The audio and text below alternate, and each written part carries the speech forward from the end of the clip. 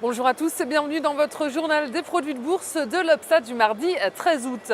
Peu d'actualité sur les marchés en cette semaine du 15 août. Paris est au point mort. Le CAC 40 débute la semaine sur sa journée la plus creuse de l'année. Il termine en repli de 0,12% à 4071 points. Et on voit que le volume de transactions est particulièrement bas, un peu plus d'1 milliard d'euros. La bourse de Paris marque une pause après un nouveau sommet atteint vendredi dernier. Et puis en l'absence d'indicateurs majeurs, les investisseurs sont allés chercher l'actualité au Japon. Le Japon qui publie un chiffre décevant puisque la croissance du pays a ralenti au deuxième trimestre et il faudra attendre mercredi pour avoir un peu plus d'indicateurs à se mettre sous la dent avec les chiffres de la croissance en zone euro.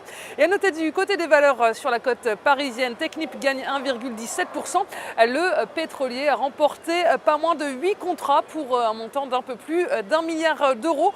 En revanche, du côté des baisses, la société de production de Luc Besson EuropaCorp plonge de 6% après un chiffre d'affaires en baisse de 43%. Et puis, outre-Atlantique, la séance était hésitante aujourd'hui à Wall Street.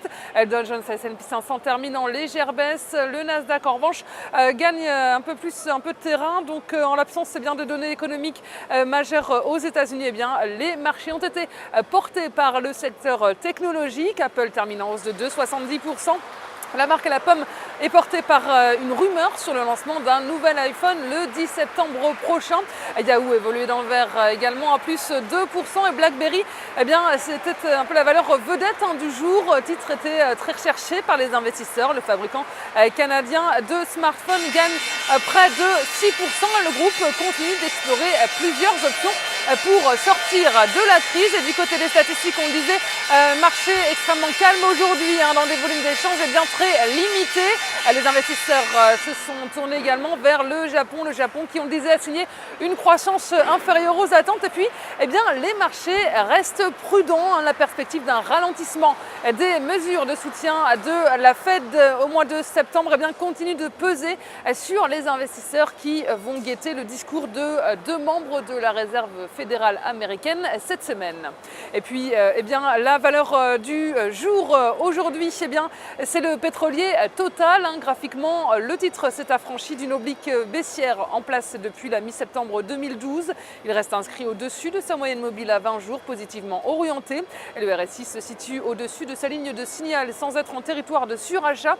Et son orientation milite pour la mise en place d'une nouvelle phase de hausse avec les plus hauts de 2012 à 42 € comme première cible. Et le dépassement de ce niveau amènera le titre sur les 43 € et seule une clôture en dessous de 39,46 € invalidera ce scénario haussier.